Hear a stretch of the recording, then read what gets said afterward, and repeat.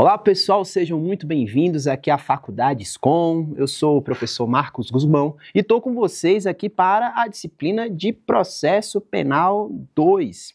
Nessa unidade de número 1, a gente vai tratar aí sobre os procedimentos processuais penais, isso mesmo. Então já vamos aí dando início ao que a gente precisa tratar. Veja bem, só para a gente poder se localizar aqui nessa matéria, o que nós vamos tratar nesse módulo está aí entre os artigos 394 e o 403 do nosso Código de Processo Penal. Então essa é a localização geográfica da nossa matéria. Tudo aquilo que estiver dentro desses artigos aí nós trataremos aqui, colocando aí cada um dos assuntos nos seus devidos lugares.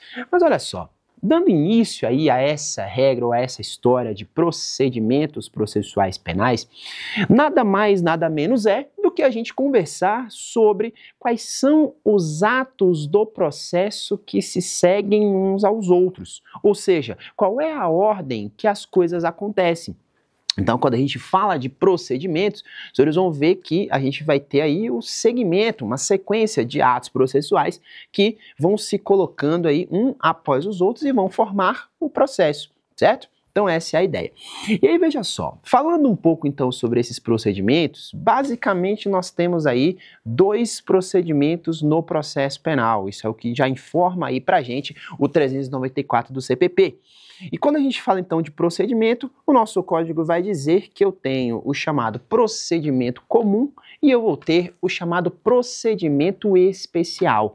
Começando do fim para o começo aí, quando a gente fala de procedimento especial, ele chama especial exatamente porque ele é utilizado em assuntos específicos, ou seja, são ritos próprios para assuntos ali específicos. Então nós temos aí como ritos especiais, né, como exemplo de ritos especiais, o rito do Tribunal do Júri. Por que ele é especial? Porque ele só serve para tratar, para lidar com os chamados crimes dolosos contra a vida. É isso mesmo. Então, nenhum outro que não seja doloso contra a vida ou que não esteja conexo a um doloso contra a vida vai ser julgado perante o crime ou perante o tribunal do júri, melhor dizendo. Então, esse é um procedimento especial. Nós temos aqui outros procedimentos especiais dentro do CPP, como, por exemplo, o procedimento lá do funcionário público. Crimes praticados por funcionários públicos ou os chamados crimes funcionais.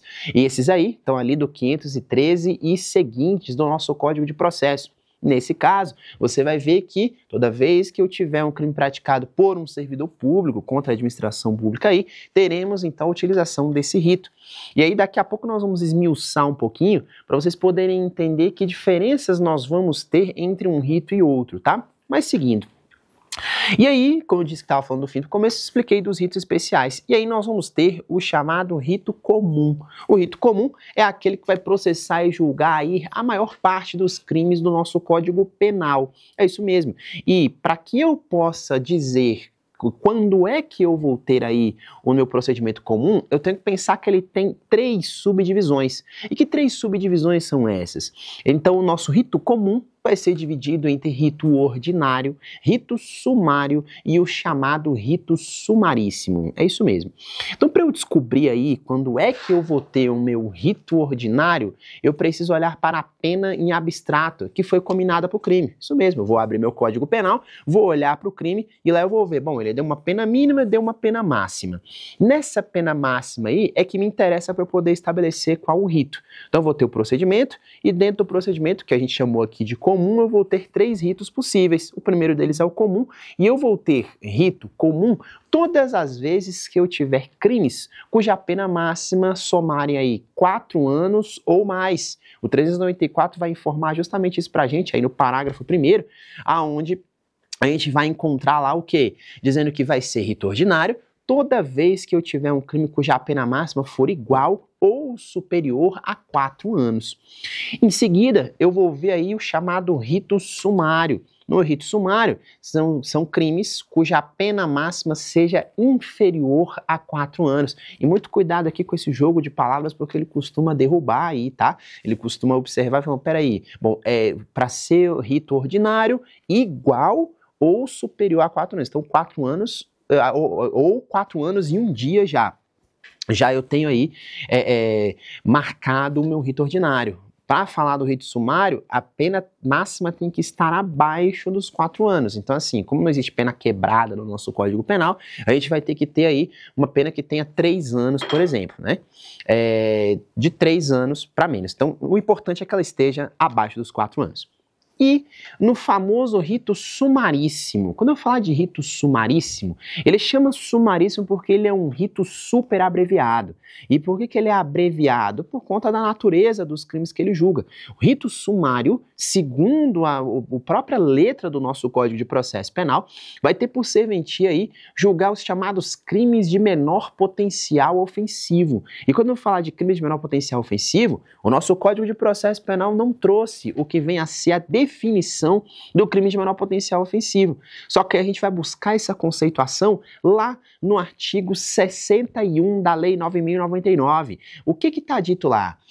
Menor potencial ofensivo é todo crime cuja pena máxima, cuja lei estabeleceu pena máxima não superior a 2 anos. Então, olha só, um resumo rápido para você pegar aí a ideia dos ritos ordinário, sumário e sumaríssimo.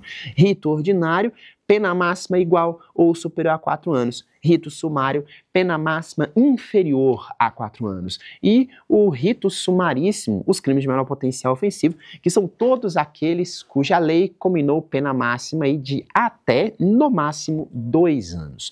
Então, está estabelecido o que vem a ser rito, na verdade, procedimento comum e procedimento especial. Mas comentando um pouquinho aí nessa parte focada aí dos nossos procedimentos comuns, começando pela ideia do rito ordinário, algumas coisas a gente precisa ter em mente aí. O quê? Bom, as características do rito sumário. A primeira coisa que você precisa saber é que o meu rito sumário é o rito mais completo do meu Código de Processo Penal. Então ele vai ser aquele rito que, até pela gravidade dos delitos, como eu falei, ó, pena máxima é igual ou inferior, ou superior, melhor dizendo, a 4 anos. Você vai perceber então que eu estou falando de crimes cuja lei foi estabelecendo penas maiores, penas mais graves. O legislador foi aí colocando uma pena pior em situações como essa. Mas veja só, para falar de rito ordinário, que é o rito mais completo, e todos os outros, tanto o sumário quanto o sumaríssimo e os ritos especiais, em qualquer tipo de omissão que o legislador tiver feito naqueles ritos, a gente vai se socorrer do rito ordinário, por isso que ele é o mais completo. E aí veja só, falar então da ideia do meu rito ordinário, né, que é o primeiro deles aí, primeira característica, eu já falei sobre a questão da pena, que tem que ser igual ou superior a 4 anos. Mas eu tenho mais. Por exemplo, cada uma das partes pode arrolar até 8 testemunhas. A quantidade de testemunhas também modifica de acordo com o rito, tá? E outra ideia, o meu processo aí no rito ordinário tem prazo de até 60 dias para ser concluído, né? Um prazo mais elástico, né? Dado, inclusive, a complexidade da situação criminal posta. Então, essas são algumas das características do meu rito ordinário. E vocês vão ver que o que é que vai modificando aqui do meu rito ordinário para o rito sumário, para o rito sumaríssimo? É exatamente a brevidade do rito, ou seja, esse rito ele começa a ter certos atos sendo suprimidos, né? Então o rito ordinário é o mais completo, mas quando eu passo para o rito sumário eu tenho menos atos do que no ordinário, quando eu passo para o sumaríssimo eu tenho aí a menor quantidade de atos possível e a celeridade é o segredo do meu rito sumaríssimo. Mas voltando ao meu rito sumário aí para a gente contar algumas características sobre ele, eu já sei que a quantidade de pena tem que ser inferior a 4 anos, a pena máxima, certo? A pena máxima tem que ser inferior aos 4 anos. Mas há mais. O prazo de encerramento aí do meu rito sumário, do processo do meu rito sumário, é de 30 dias, ou seja, já é um prazo mais breve do que o de 60 dias que a gente verificou por ocasião do rito ordinário. E outro detalhe importante, dentro do meu rito sumário, eu vou ter aqui a possibilidade de arrolar até 5 testemunhas. Então, lá no meu rito ordinário eram até 8, aqui eu tenho até 5, né, espaços aí, cada parte pode chamar aí até 5 testemunhas para processos que são julgados pelo rito sumário. E chegando ao meu rito sumaríssimo, esse aqui é um pouquinho mais detalhado, porém ele é o mais breve de todos. Eu já sei que a primeira característica é que a pena máxima dos crimes que são julgados pelo rito sumaríssimo não pode superar os 2 anos, é a primeira coisa. Segundo, quantidade de testemunhas. A quantidade de testemunhas que podem ser arroladas por ocasião do rito sumaríssimo é de 3. Então, no ordinário 8, no sumário 5 e no sumaríssimo até 3 testemunhas. Tá vendo que eu tô só reduzindo a quantidade e a celeridade passa a ser cada vez mais um norte a ser seguido nesses ritos. Mas aí, seguindo ainda um pouco mais, eu preciso observar que nesse meu rito sumaríssimo, ele basicamente é onde moram aí o que a gente conhece por benefícios despenalizadores. Então aqui eu tenho no meu rito sumaríssimo, por exemplo, um crime de difamação, ele é processado pelo rito sumaríssimo, a pena máxima dele é de 1 ano. Então veja só, observando essa situação aí do crime de difamação, quando alguém ingressa com a ação penal privada, lá no Juizado Especial Criminal, a competência para o rito sumaríssimo é do Juizado Especial Criminal, tá? Então, eu fui para o GCRIM, né? Por isso que o conceito está lá no artigo 61 da Lei 9.099, fui para o GCRIM, por exemplo, para um crime de difamação.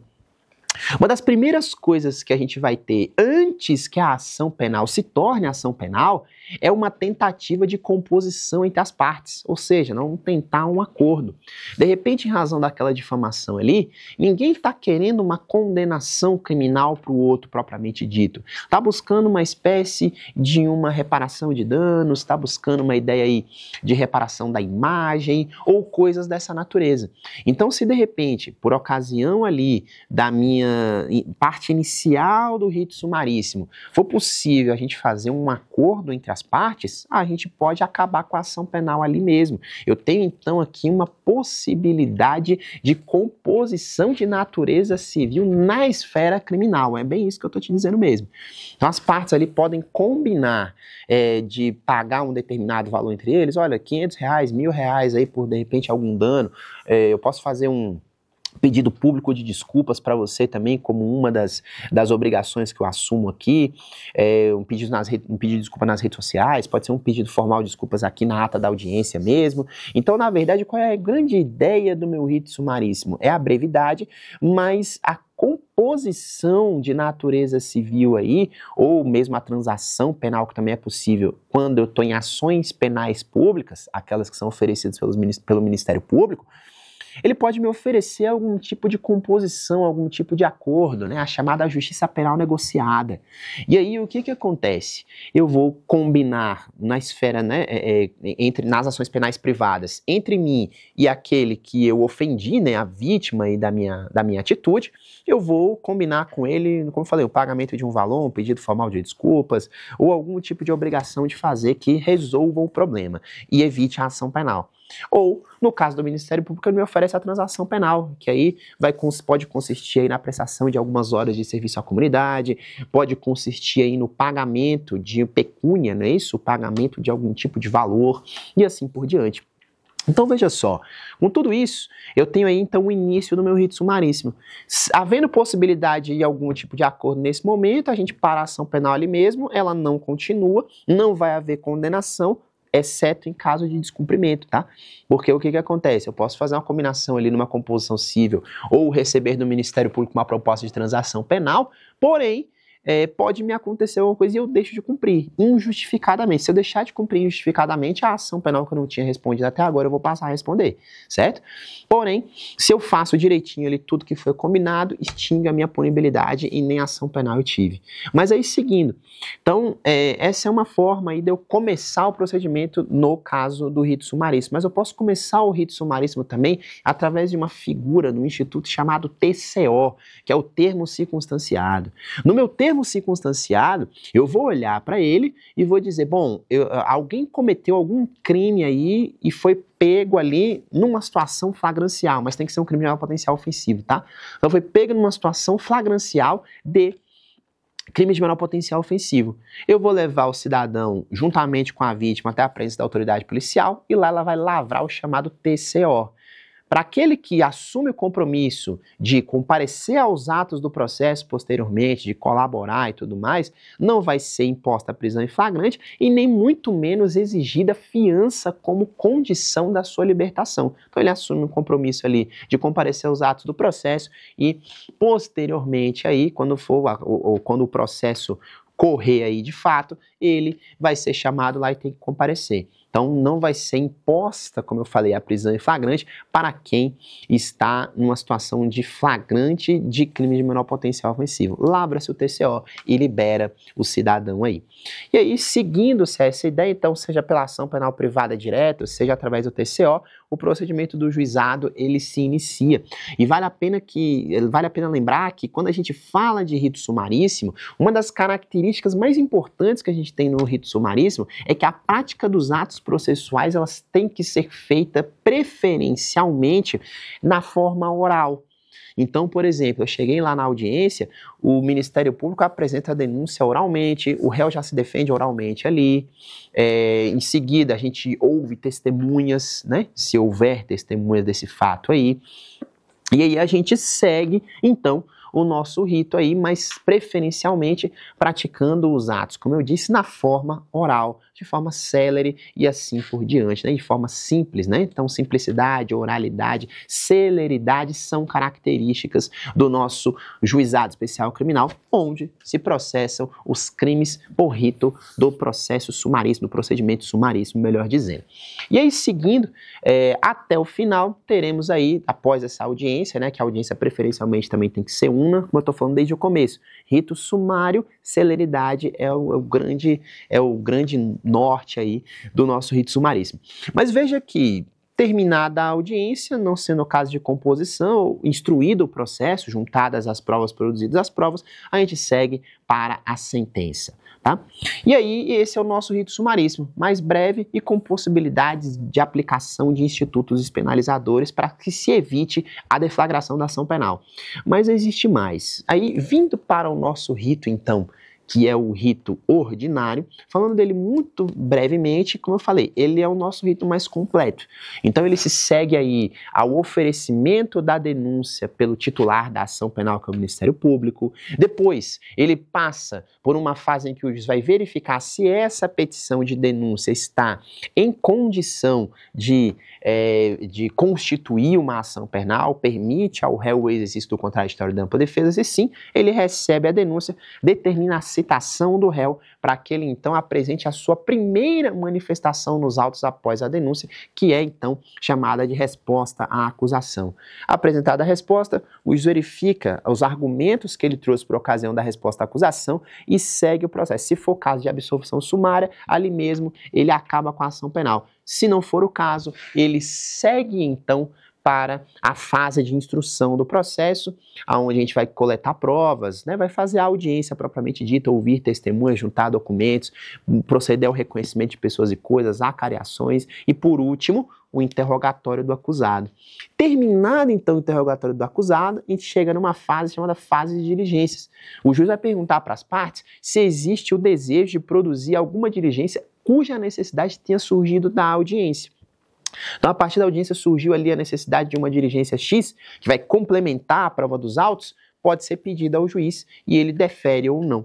Feito isso, a gente passa para as alegações finais. Ela chama alegações finais porque ela é a última manifestação antes da sentença, que pode ser condenatória ou absolutória.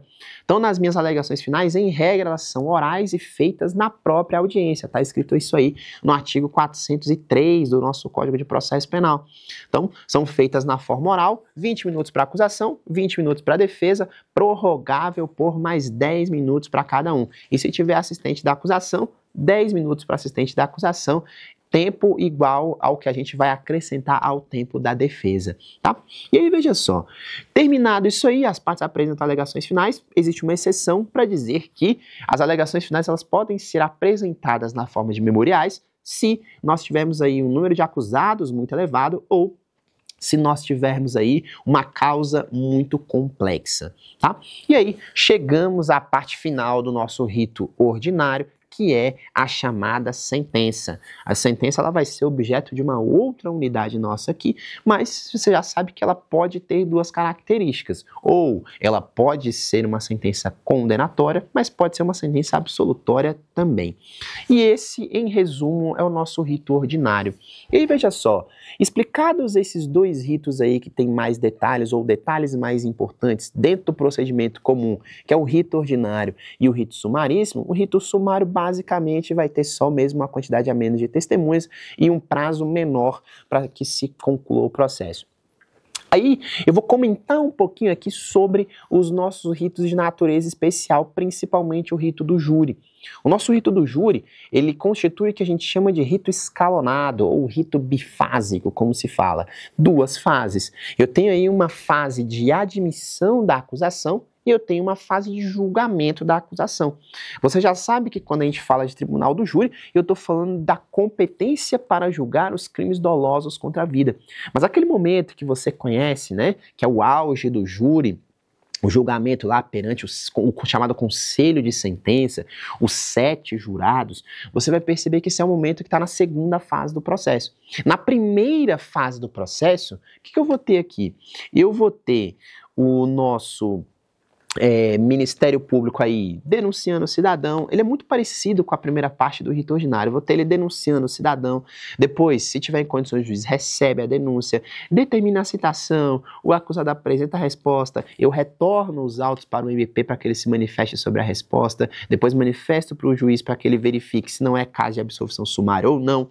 Sigo com a minha instrução processual, a audiência, a produção de provas, chego até as alegações finais, e aí vem uma diferença aqui, ó. Depois das alegações finais, eu vou ter o que a gente chama de momento da sentença de pronúncia. Apesar dela se chamar sentença, ela tem a natureza somente de botar fim a uma fase do processo, mas não de veicular a condenação à absolvição. No popular mesmo, falar da sentença de pronúncia é o momento em que o juiz decide se o réu vai a julgamento perante o conselho de sentença ou não. Basicamente é isso. Se ele disser que vai ao conselho de sentença, inaugura-se então a segunda fase do nosso tribunal do júri, que é aí a fase do próprio julgamento, lá perante o conselho de sentença. Então teremos aí toda uma preparação do plenário, né, onde vai acontecer esse julgamento. O nosso tribunal do júri é formado por 25 jurados e um juiz togado. Então, só para você se familiarizar com a terminologia, ou com a composição do tribunal do júri, ou seja, aquele tribunal está composto ali por 25 jurados e um juiz togado. O conselho de sentença é que é formado por apenas 7 desses 25. Então, um exemplo para você entender a dinâmica. Chegou no dia do julgamento perante o conselho de sentença, eu faço a convocação dos 25 jurados que eu tenho escolhidos ali para aquele mês. Desses 25, eu vou ali começar a pensar 7 deles. Vamos colocar os nomes numa urna e vou ali fazendo o sorteio. A cada um que eu tiro, eu pergunto tanto para a acusação quanto para a defesa se elas decidem manter. Cada um pode dispensar sem nenhuma justificativa até 3 dos jurados. Então, a acusação acolheu, defesa acolheu, temos o primeiro jurado. A acusação dispensou, esse jurado está fora. Vamos para o próximo. A acusação aceitou, mas a defesa dispensou, esse jurado está dispensado. Então, cada uma das partes pode dispensar até 3, cada uma, sem nenhum tipo de justificativa, tá? Feito isso, os jurados vão fazer aí o seu juramento, né? Isso já no dia do plenário, fazem o seu juramento, e feito o juramento, o julgamento começa. Então, teremos aí, então, o que nos atos que se seguem?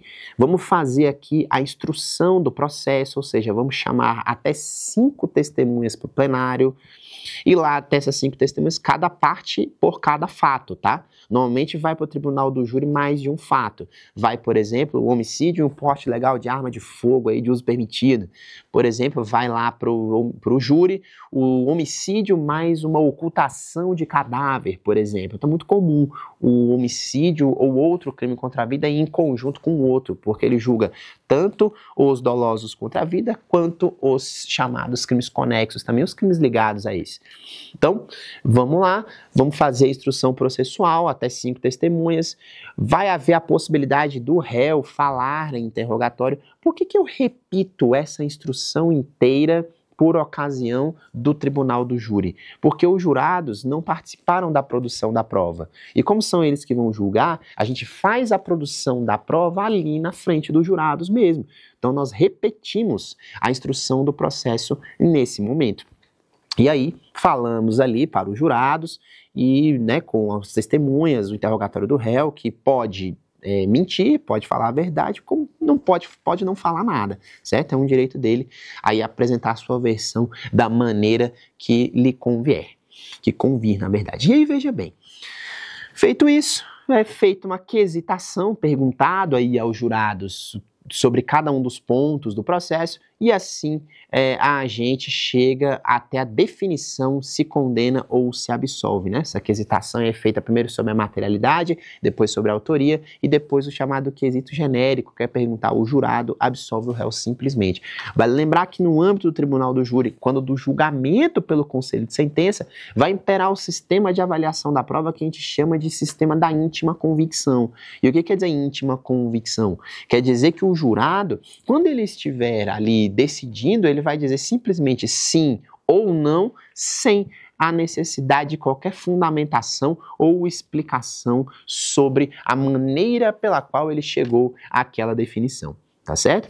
Então, esse é o primeiro rito especial que a gente analisa aí. Mais um rito especial para a gente analisar aqui é o chamado rito do funcionário público, aquele rito aí que foi combinado pelo legislador para quê? Para que crimes praticados por funcionários públicos possam ser processados mediante esse crime.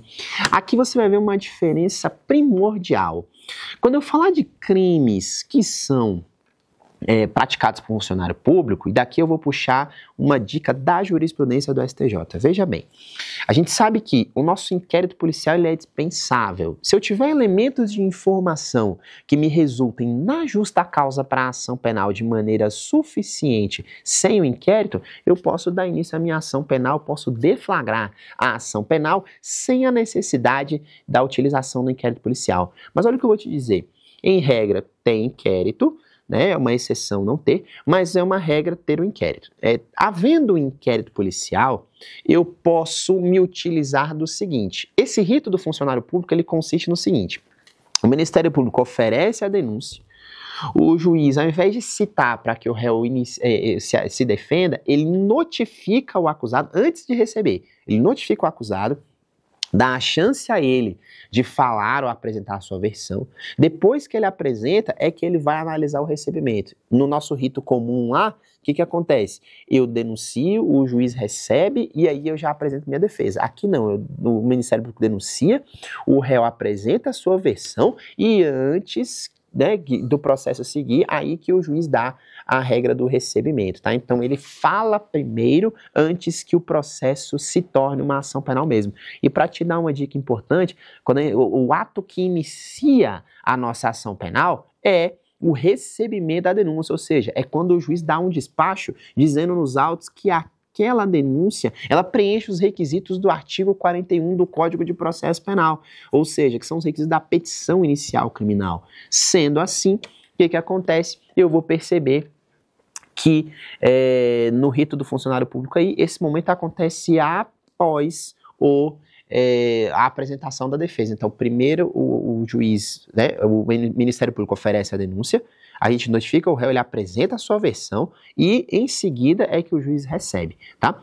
Mas vocês vão ver que vai ter uma súmula de número 330 do STJ, onde ela vai dizer o seguinte para mim: se a nossa ação penal ou toda a justa causa tiver sido instruída pelo inquérito, esse procedimento prévio, ele é dispensável. Ou seja, eu não preciso ter, porque aí não vai constituir nenhum tipo de nulidade. Mas lembre-se, só se eu estiver falando de um tipo de ação penal, do rito do funcionário público aí, que tiver sido praticado aí, na verdade, tiver sido precedida por inquérito policial. Pode ser dispensado. Se não teve inquérito policial antes, eu preciso então abrir o inquérito e seguir esse procedimento de oferecer denúncia, apresentação de defesa prévia e depois fase de recebimento, tá?